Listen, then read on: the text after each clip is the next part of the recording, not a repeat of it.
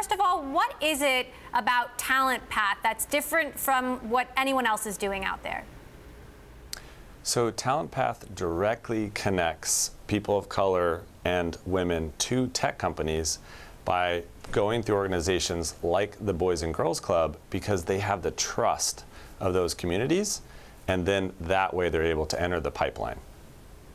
So talk to me about how it works, how you came up with this idea. You bet.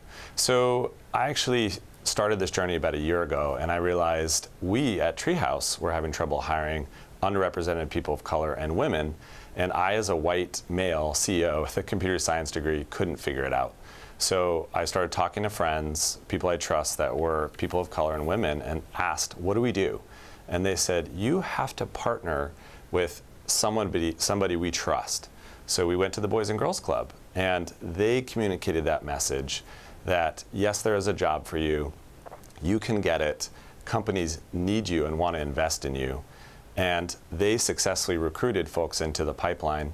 And then we put them into our online part-time boot camp at Treehouse.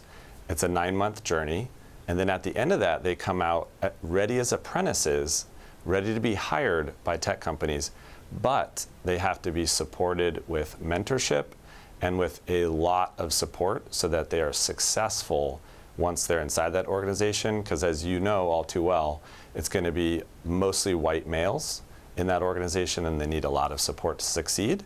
So we created Talentpath to put all those pieces together to plug into companies.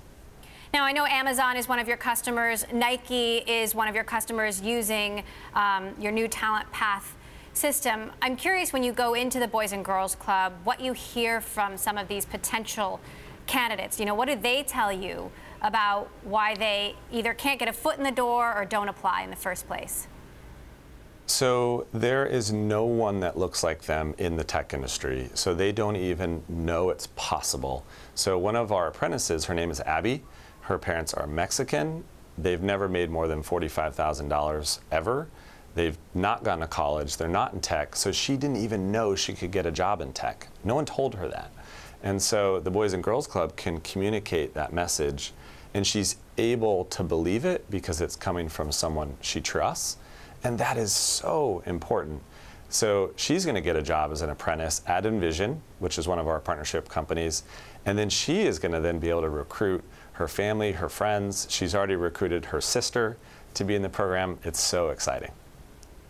So, you know, building a diverse engineering pool is a start. But, you know, a lot of people say we need more people of diversity in leadership positions. You know, as you mentioned earlier, you're a white guy like most of the people employed in this industry, but then it becomes this sort of impossible catch-22.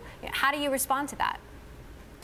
So we have to start first by opening the pathway so folks can get those jobs, number one, and we're doing that. But then secondly, they need to be mentored and supported, and they also need to have someone who will fight for them inside the company. So we're actually training the company on how to be inclusive and supportive for those apprentices. And we're also teaching the apprentices how to find someone who is their advocate in the company, who will then talk about that person in those meetings. You know, if you're hiring for a manager, you need an advocate higher up in the company to say, hey, what about Abby? I know she's high quality. Let's put her name on the list. So we're going to specifically focus on that. And then they will start mentoring people down below them as they advance up the program. And I believe it's a long-term solution, but it is a real solution.